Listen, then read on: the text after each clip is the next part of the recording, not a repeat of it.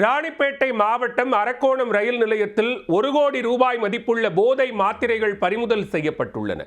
மும்பையில் இருந்து ரயில் மூலம் சென்னைக்கு கடத்தி வந்த கும்பல் போலீசிடம் சிக்கியது எப்படி?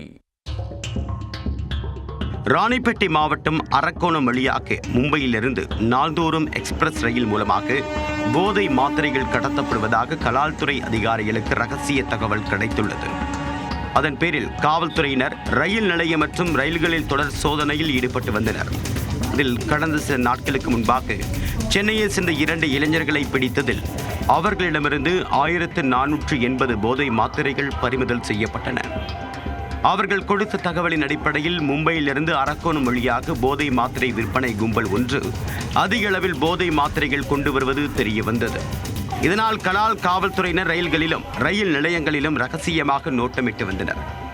அதில் அரக்கோணம் ரயில் நிலையத்தில் மூட்டையுடன் சுற்றி வந்த 5 பேரை சுற்றி வளைத்து பிடித்து சோதனை செய்ததில் 1 கோடி ரூபாய் மதிப்புள்ள சுமார் 30,000 போதை மாத்திரைகள் இருப்பதை கண்டுபிடித்தனர். போதை மாத்திரைகளை பறிமுதல் செய்த போலீசார் அவற்றை கடத்தி வந்த 5 பேரை காவல் நிலையம் அழைத்து சென்று விசாரித்தனர். விசாரணையில் அவர்கள் மும்பையை சேர்ந்த முர்துசா, மங்கேஷ் கேதர், சையத் இணையதுல்லா, உமர் மற்றும் பிரதீப் என்பது தெரிய வந்தது. முர்துசா, மங்கேஷ் கேதர் ஆகிய இருவரும் மும்பையில் மெடிக்கல் ஷாப் நடத்தி வருகின்றனர்.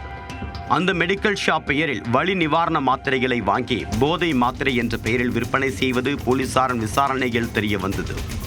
5 பேரையும் கைது செய்த போலீசார் அவர்களிடமிருந்து போதை மாத்திரை வாங்கி விற்பனை செய்த நபர்கள் குறித்து பல தகவல்களை திரட்டியுள்ளனர்.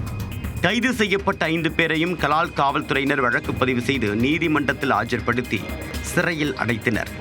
ஒரே நாளில் 1 கோடி ரூபாய் அளவிற்கு போதை மாத்திரைகள் கண்டுபிடிக்கப்பட்ட சம்பவம் போலீசாரையே அதிர்ச்சி அடைய வைத்துள்ளது.